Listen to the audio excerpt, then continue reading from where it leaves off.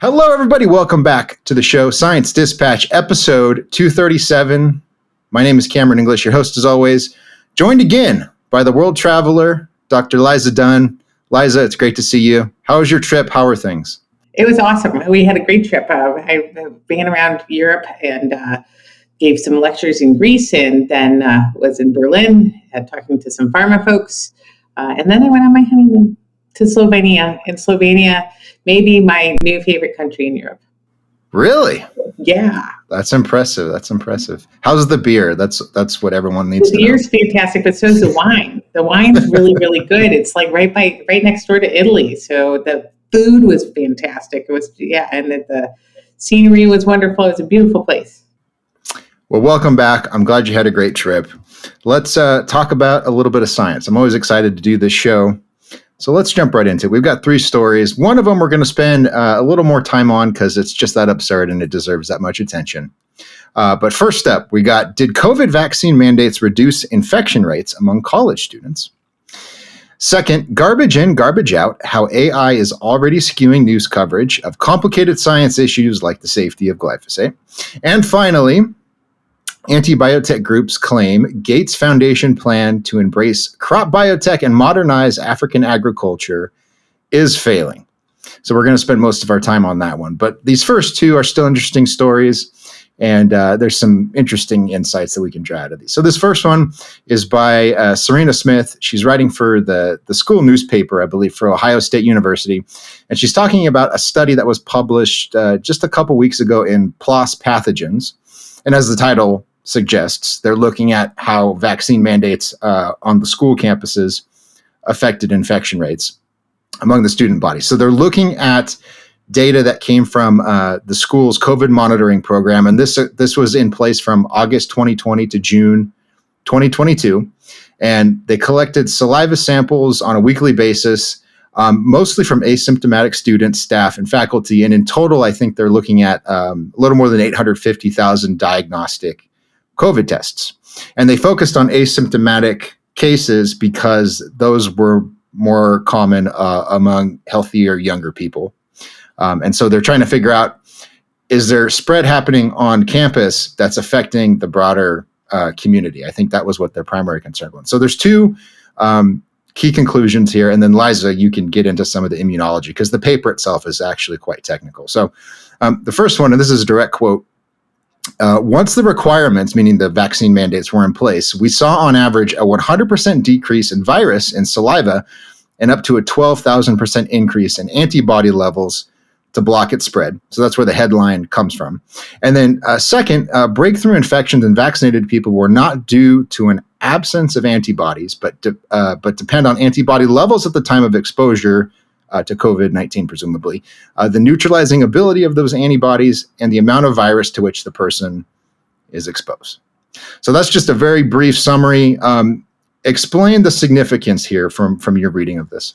Yeah, so I mean, once again, everybody's learning about this all in real time. So there were some very interesting things about this paper that I think that maybe shed some light on how asymptomatic infection works. So yes, once again, college students tend to be young and healthy.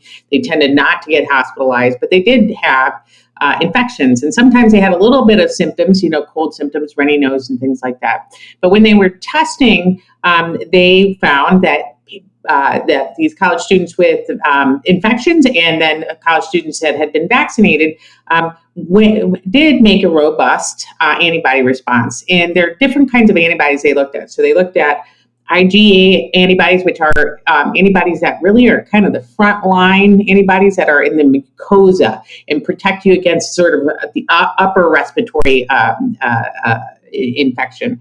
And then IgM antibodies are the acute phase antibodies. Those are the first line antibodies that you make when you have an infection or a vaccination. And then as you start developing more memory and things like that, your IgG antibodies show up. So it tended to show that there were good antibody responses, that there were cases of asymptomatic infection after vaccination.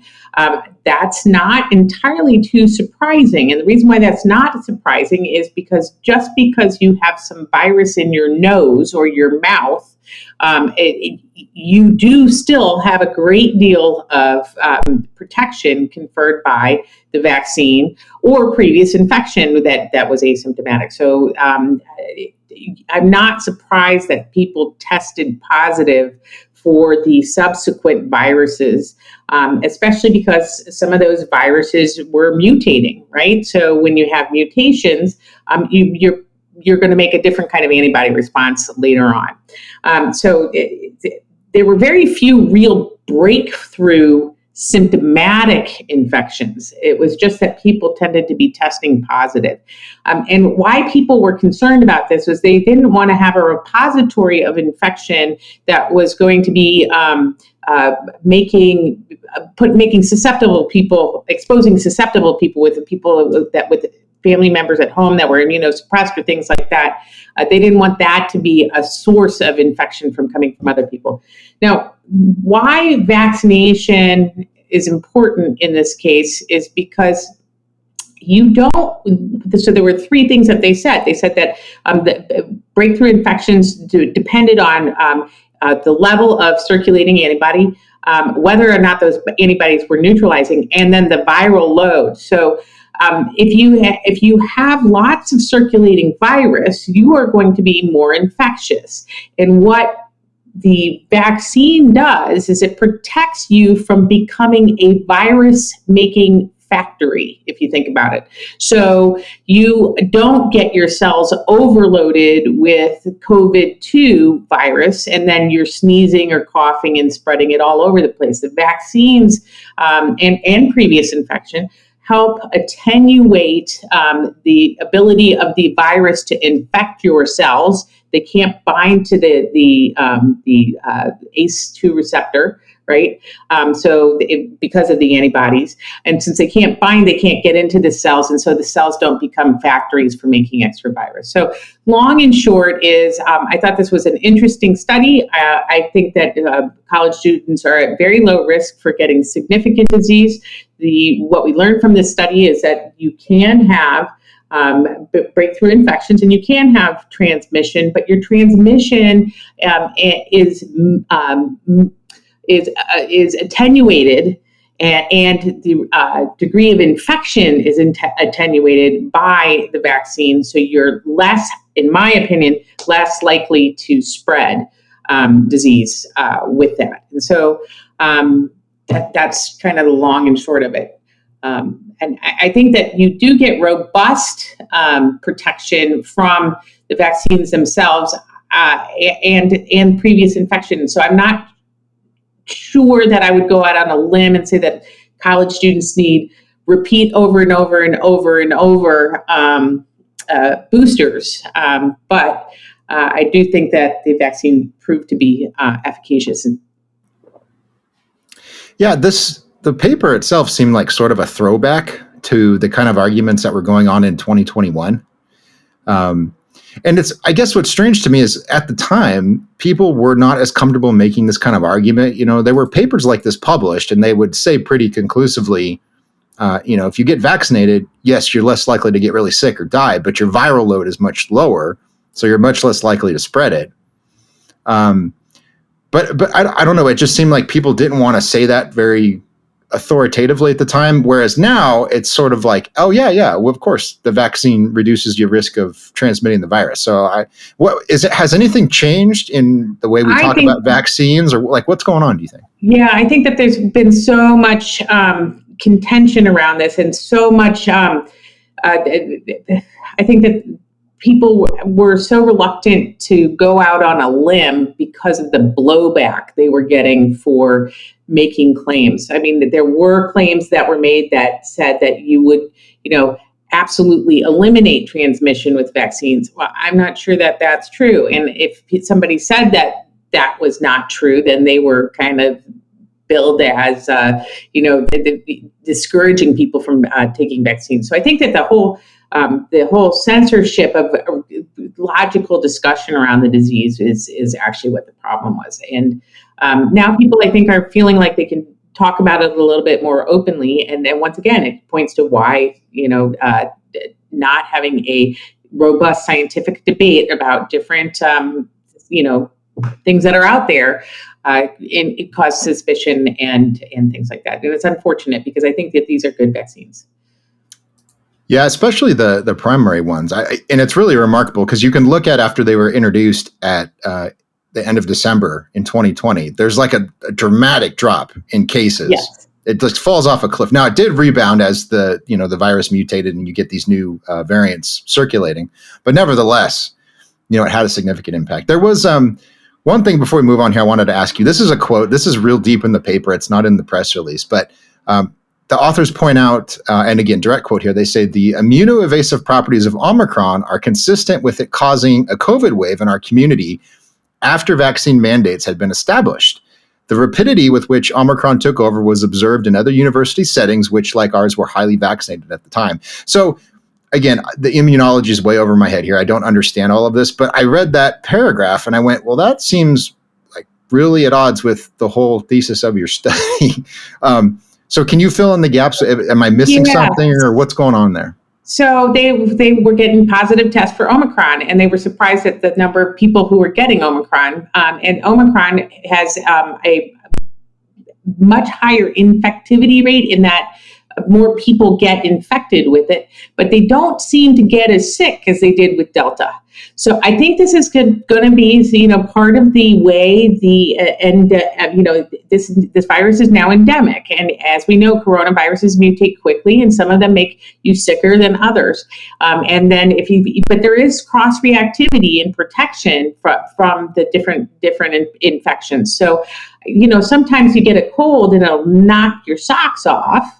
Right? And you'll be just bedridden and miserable. And then other times you just get the sniffles. And other times I suspect that we've had coronaviruses for a long time and not even known that you have a cold virus. Now, with this particular one, it's got a virulence that's much more significant than the minor cold for people who are at risk. And that's the problem is there's a degree of immune reactivity to a whole variety of different diseases. And so it may be just a reflection on, your own immune system, depending on whether or not you're going to get sick. And I hope that answers your question. It's pretty complex and we're all learning about this at the same time. Yeah.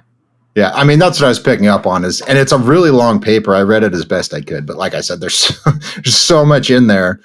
And it sounds like there's so many pieces of data that they have to account for. And they're like, it's like exactly. Sometimes you just can't conclusively make a statement. In any case, try to read the study if you can. It's pretty tough, but there's some interesting stuff. Yeah. Okay, so let's move on here. Let's talk about this piece by our good friend, Dr. Kevin Folta, who was filling in for you last week. He wrote an article for the Genetic Literacy Project, it was for his blog, and the GLP reprinted it. But it's called Garbage In, Garbage Out, How AI is Already Skewing News Coverage of Complicated Issues Like the Safety of Glyphosate. Now, the genesis of this is pretty funny. So Kevin trolls Twitter, or X. Why he does this, I'm not sure. But he looks for things that are wrong, and he jumps in the threads and corrects them or retweets them. And so he saw this website called GM Watch, is a pretty well-known anti-biotech website. And they had retweeted the story that said the agriculture department had banned glyphosate use. And so Kevin looks at the tweet, he goes to the story, and it's from a website called Gillette News, which apparently is not just a razor company. Apparently it's a news outlet as well. But Kevin goes through, he's like, well, the USDA didn't say that. Did some other international organization say that? No. And then the story also said in 2018 there was some new evidence that glyphosate caused cancer. And Kevin, as a geneticist and a plant expert, was like, no, that didn't happen either. So apparently, as he dug down into this, he found out that there's this region in northeast India. It's called Amritsar. And it's a pretty big metropolitan area, but they have a little bit of agriculture as well. And apparently it was their agriculture department that prohibited the use of, I want to say, all pesticides for a time because there were rice farmers in the region that were using too much of it. And then they would try to export their rice. And the countries that were importing it said, we're not taking this. There's the residues for pesticides are way too high. It's not acceptable. So somehow this got lost in translation and turned into, glyphosate banned according to Agriculture Department.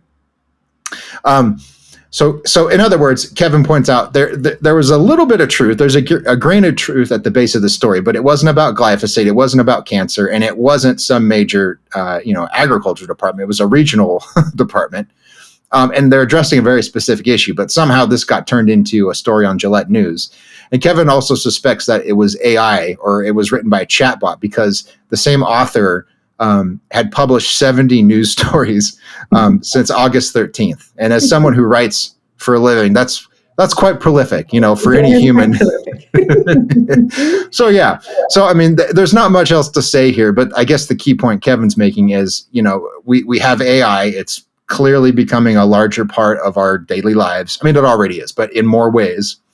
And the average person is just not equipped to look at a story like this and say, oh, this is obviously nonsense. And of course, you have websites like GM Watch that all they need to see is glyphosate banned or glyphosate does bad thing, and then they're going to retweet it. So I guess the moral of the story, Liza, is you have to be very, very careful, especially these days, of what you're consuming online.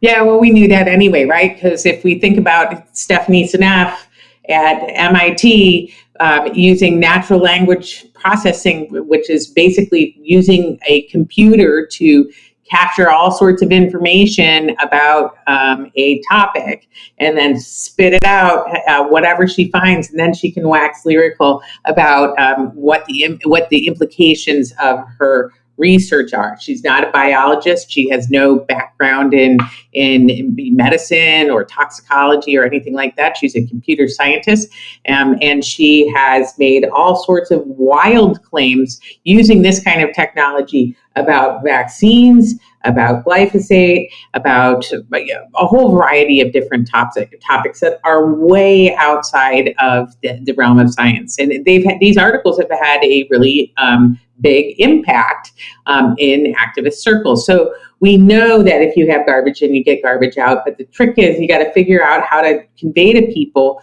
what is the scientific evidence that what people are saying is true. Because once again, glyphosate is probably the most important chemical in the world for food security. And vaccines are one of the cornerstones of public health. And you have an anti-vaccine activist making wild claims about herbicides, which is just mind-boggling to me. So, yeah, she mixed it up during the COVID pandemic, and ACSH, Josh Bloom specifically, took her to task for this. But at one point, she was saying that the use of glyphosate in the Northwest, so like the Seattle area, so people were using biofuels in trucks, and the crops that were turned into biofuel were treated with glyphosate, and the glyphosate was surviving the combustion process and then being emitted out of tailpipes and making people sick, and it was giving them COVID-like symptoms. Ergo, glyphosate causes Anyways, the world's a strange place, and there's a lot of people making goofy claims out there. So just be careful. There's a lot of money to be made off those claims, right? Yes. Yes, very grifty for sure, to use a term that I was just turned on today. Very grifty, Miss Seneff, Dr. Seneff, whatever you want to call her. Okay. All right, so let's leave that there. Glyphosate has not been banned by the Agriculture Department.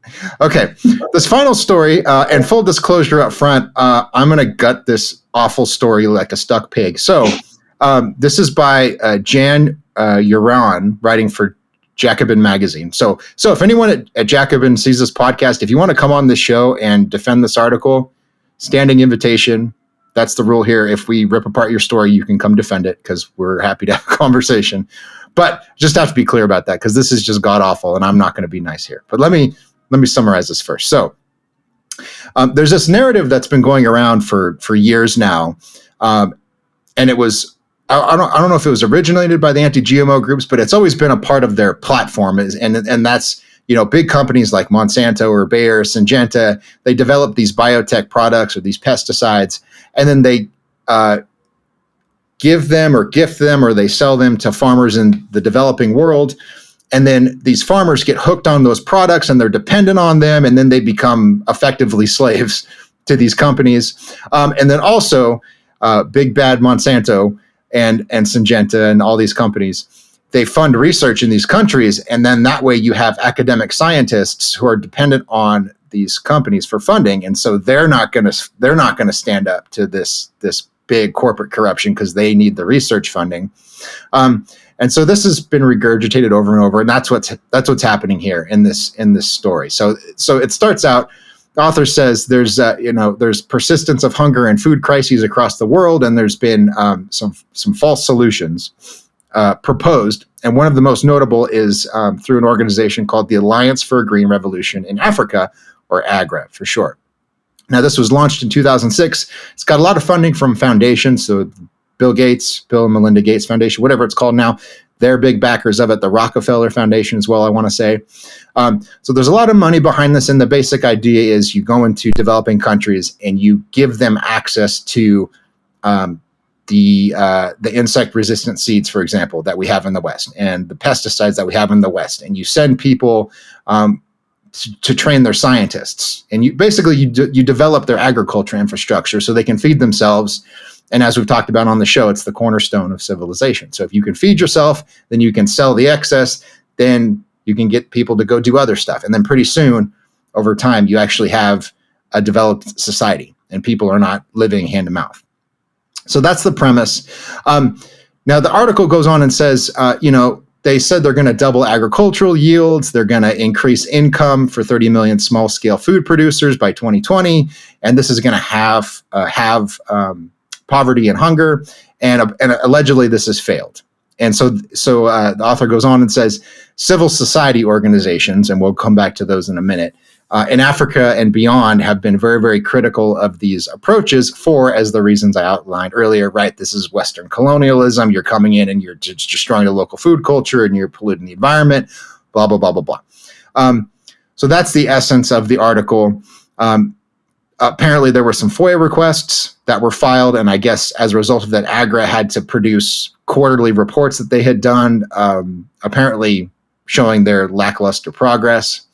And that's the conclusion of the story is, right, this project has failed. This is a Western capitalist scheme, and there you go. We know again that this isn't working. So that's my admittedly unfair summary of the story. Liza, I'm sure you have lots to say here. Yeah, I don't understand why anyone would pay attention to a avidly communist journal talk about agriculture, because I believe in, for example, evidence-based medicine and evidence-based agriculture. And if you look at all the way back to the Jacobins, who were the French revolutionaries that, started the terror in France and were headed up by Robespierre, they laid the framework for collectivization of agriculture and land policies, and those fail over and over and over again, to the tune of, in the 20th century, when agriculture was collectivized and Lysenkoism was rampant, you have close to 100 million dead people. So I think that their policies have been tried, and their policies repeatedly fail. And what we do know is that when land-grant universities, spread across the United States, and people were given grants and taught how to overcome the adversities of subsistence farming, all of a sudden you had this burst of productivity that was fantastic. And people from 1800 to 1900 went from living to age 30 to age 45. And then in the second half of the 20th century with the Green Revolution, you wound up having a life expectancy increase to 80. And that's because of 5 public health advances of the 20th century. And despite 2 world wars and communist-induced famines, you had food security, you had water sanitation, you had vaccination, antibiotics, and vector control. Those 5 things, plus advances in obstetrics due to a fungal infection of crops, medicine that came from that, really, really improved food security. and life expectancy. And one of the reasons why these things have not taken off so much in Africa is because of policy making that has been largely governed by Western NGOs that are imposing Some Western philosophies on people who are subsistence farmers and are at most risk of not of food insecurity, and it's making claims that organic farming is the only way to go for these folks. And I think that that's really, really unfortunate. So obstructionist policies by NGOs have been very successful in preventing African agriculture from making the achievements that Western agriculture has. And it's really, really unfortunate because we want societies to blossom. We want societies to grow, and food security is a cornerstone of that. When you're seeing regressive farm policies like Zimbabwe used to be the breadbasket of Africa, and when the land got redistributed to people who didn't have as much skills in farming, or very suddenly, people weren't given the tools, you wound up with mass famine. And so I think that this article is propaganda, and I think that it puts at-risk societies that don't have a lot of wiggle room very much at risk of food insecurity, and I think it's completely irresponsible.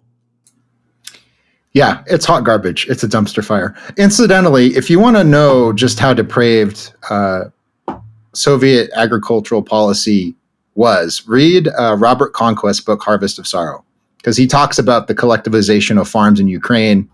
And not only were people displaced from, like productive farmers kicked off their land in the name of the glorious revolution or whatever, millions of people in Ukraine, incidentally, interestingly enough, right? Millions upon millions of people just starved to death.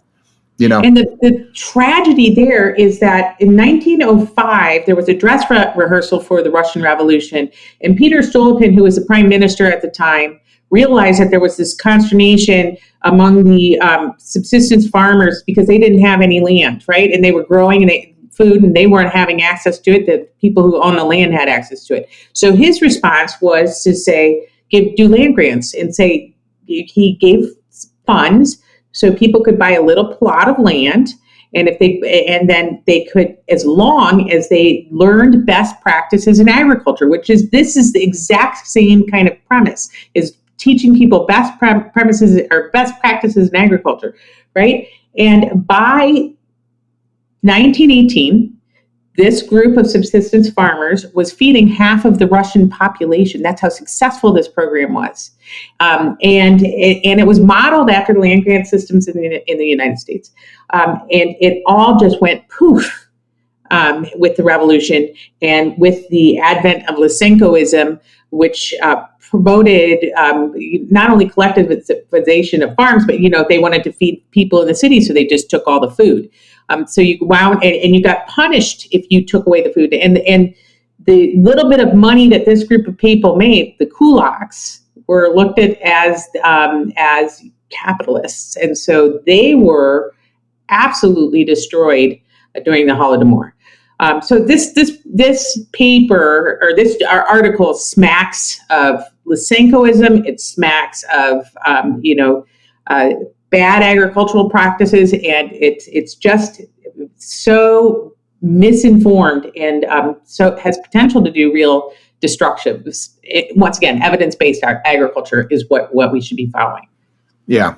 Let's dive into some more specifics, because this is just atrocious. By the way, I'm drinking whiskey right now, so I'm probably more feisty than normal, just as a heads up. Okay. One of the things in this story, this drives me bonkers. Anytime you attack biotechnology or modern farming practices, you have to take a swipe at Norman Borlaug and the Green Revolution, and this story does that, right? So my goodness, wow, it's loud out here. Anyways, they say the Green Revolution was the model for agri, and it failed.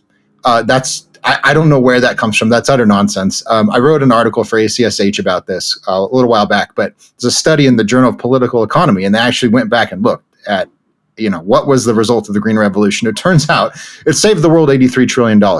Trillion with a T, okay? And as the other statistic that goes around that is very accurate is that 1 billion people were spared starvation because of the innovation that emerged from the Green Revolution in the middle of the last century. So it's enormous. So the reason that the Green Revolution served as a model for AGRA and these more modern programs is because it was a smashing success. It's because that's exactly right. Right. In India and Mexico and these places, people were not going hungry. And I mean, that's the goal, right? Is that you want people to be able to feed themselves. So that was totally put aside. And I'll turn it over to you in just a second. But one other thing that these stories in this genre, and I could have written this, but in 30 minutes, I could have written the same story because it's just so predictable. But they talk about agriculture in Africa or in Southeast Asia as it's sort of like this Garden of Eden paradise, right? There's this beautiful, sustainable agricultural society, and everybody loves the earth, and it's regenerative, and it's clean and beautiful. And then big Monsanto comes in and just wrecks everything because they like money. It's just that's so frustrating. Yeah.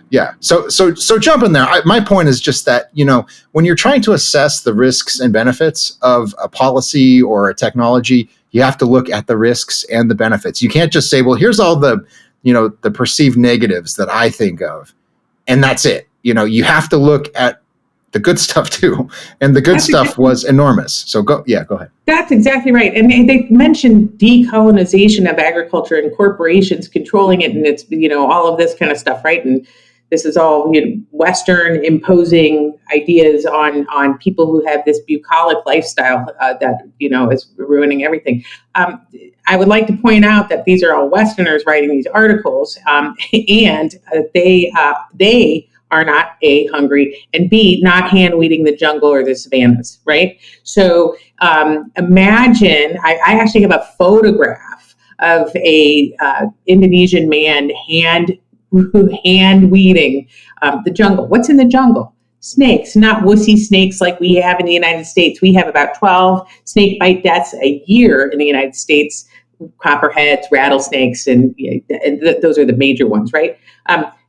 And snakebite is one of the leading neglected causes of morbidity and mortality in the developing world because these are badass snakes. These are cobras. These are kraits. These are Russell's vipers, and that really harm people. So the World Health Organization in 2017 made snakebite a priority and started funding research. And who does it affect? It largely affects agricultural workers.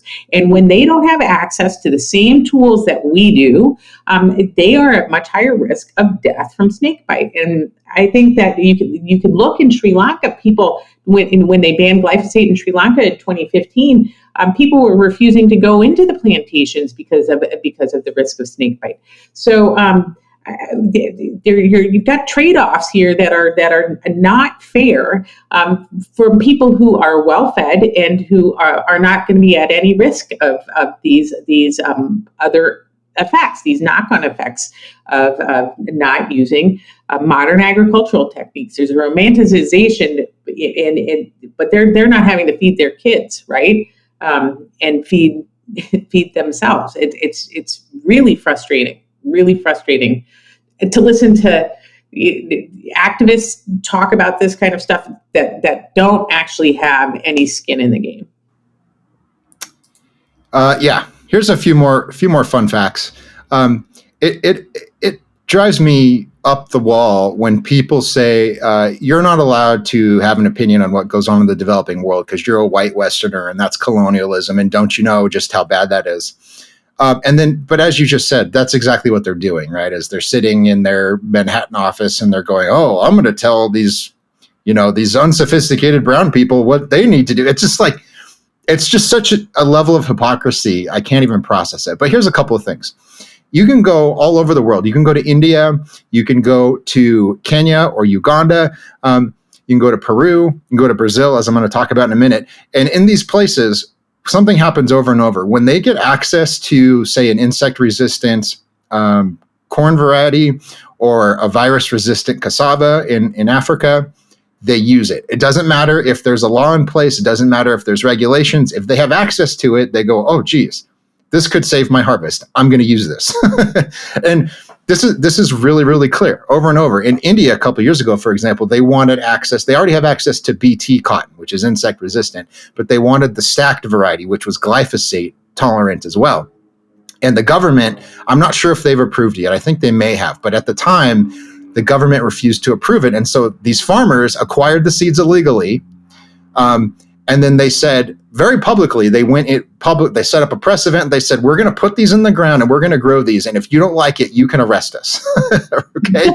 So that's not, now again, yes, am I a Western white man? Absolutely. And I don't feel bad for my opinions. You guys can all get over it if you have a problem with that. But you can just listen to these people who are growing these products and they're saying, this works. We're going to use this. And, you know, I don't know what other kind of evidence you would accept as proof that these people are capable of speaking for themselves and making rational economic decisions just like we do.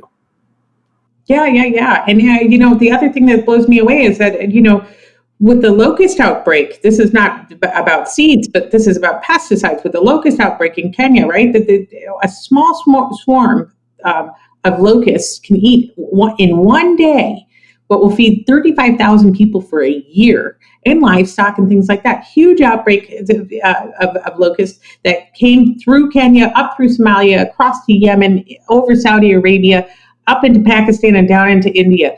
Devastating food all the way. Kenya has 5 crop dusters. There's a civil war in Somalia. There's a civil war in Yemen. They have no mechanism of managing these. And NGOs were in country trying to get 200 pesticides banned completely and telling people to eat locusts. It's just so condescending. Same thing with golden rice. Golden rice, you know, people's children are going blind because of vitamin A deficiency. And then once they go blind, they usually have bad malnutrition and die shortly thereafter. So it's not just a question of blindness, it's actually mortality as well. This was designed as a gesture, a public health gesture to improve the food supply and nutrition. And it has been banned for decades now because of the perception about industry. You know, and the problem is that industry makes products that people want to buy. If you don't want to buy it, you don't have to buy it, right? And but it's really important. And golden rice was actually donated. It was you know a charitable effort. You know, the pharmaceutical industry donates medicines all the time. Merck donated ivermectin to Africa to prevent onchocerciasis, which is river blindness, one of the leading causes of blindness in children. And there are whole villages where this blindness happens. Merck has donated ivermectin in perpetuity until that disease is conquered. So what's really frustrating about this thing is that charitable efforts by companies are never particularly recognized. It's always assumed that there's, you know, some profit motive when there actually is some goodwill as well. And the thing is that companies can afford to do these things, so they try to. Right. Yeah. Profit motive, by the way, before I go on with the rest of my rant, profit motive is not bad, okay? The reason you go to work is the profit motive. Everyone listening and watching, okay? You go to work because you need to pay your bills and you want to buy stuff that makes your life more comfortable, even if it's not, strictly speaking, a necessity, okay? There's nothing wrong with that. That's how we meet each other's needs in the economy is, you know, you're good at growing produce, I'm good at writing articles, and, you know, it's just basic exchange. This is not hard stuff. I do want to go to another real world example. This is an article from Reuters in 2018. It's called Brazilian Tribes Fined for GMO Soy Crops on reservations. So this was fascinating. And basically what happened here is you have these indigenous communities, if you want to call them native tribes. They reside in southern Brazil, and they've resorted to making money by leasing their land to local farmers. And the local farmers grow GMO soy primarily because there's a huge demand in China for soy. And a lot of it comes from Brazil. So these tribes are actually starting to improve their standards of living, not by growing it themselves, but they lease their land. The farmers grow, they harvest it, and then they pay a kickback to these people that own the land. And it's a great operation. But the government in Brazil, or at least some regulators, are saying, this is going to be destructive to the environment, and you're not taking care of your land or your reservation or whatever, and so we're going to fine you millions of dollars. And again, the absurdity of that is like, look, I'm here to speak for all the indigenous people, and so I'm going to tell you that you're not allowed to grow this. Ridiculous. But here's a couple of quotes from the story. This is just so amusing to me. So, direct quote from the story: "The 1/10 or less share of the harvest that they get as a kickback has helped this native tribe to buy cars, smartphones, replace hammocks with beds, and equip their thatched huts with widescreen TVs, freezers, and broadband internet antennas." Okay, so it's funny to me because not only are they making money and they're getting wealthier, but they want Western conveniences. And I guess like internet. Yeah. And, Western anthropologists talk about how terrible it is that people are interfering with the indigenous lifestyle.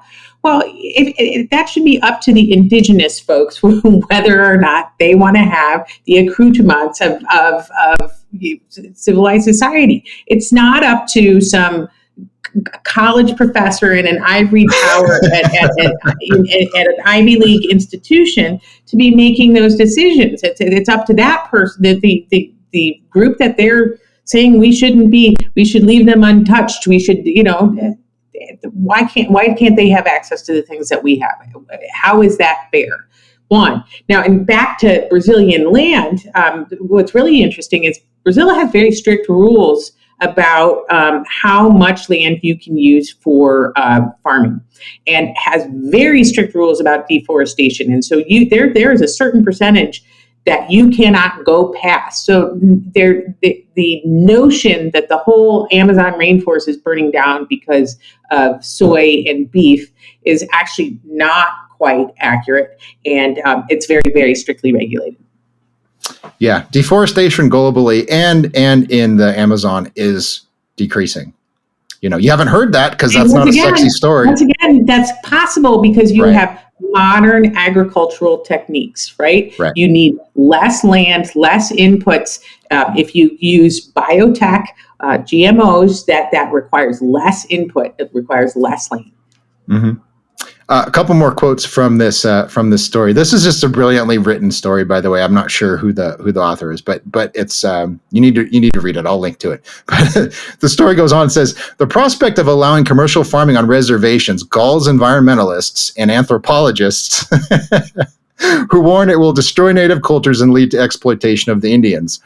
And this one of the elders of the tribes, he says, "Not so. Our 1,800 strong tribe has increased its income. We have better schools, we have better healthcare, and we have university grants for our teenagers now. So we can afford to send them to college." And here's a quote from the chief. I'm not going to try to pronounce his name, but he says, if it were not for this, we would be dying, wearing a jaguar skin over his shoulders and a headdress of red and blue macaw feathers. 80% of his tribe speaks their native language, a sure sign of a strong culture, he said. And then they go, there's a shaman, apparently, their religious chief or whatever. So he says, "We do have a better life thanks to the plantations." And as he's giving this interview to Reuters, he's weaving a basket and he's watching Liverpool defeat Roma in the European Soccer Championships on his new widescreen TV. And I love this money quote. This is the end and I'll stop talking. He says, "We don't want to become rich like white men. We just want to survive better," he said with a smile revealing his perfect dentures. That's fantastic. It's That's fantastic. it's so good. So again, all I'm getting at here, and I'm belaboring the point, is that when you give these people access, and again, as you said, no one goes into Kenya or Uganda and says, you have to grow these crops because we're in charge now. That's a lie. It just is. It's not true. But when you give them access to this, they go, wow, I can afford to send my kid to school and I can buy antibiotics and I don't have to get sick. This is great. They want the same things that we do.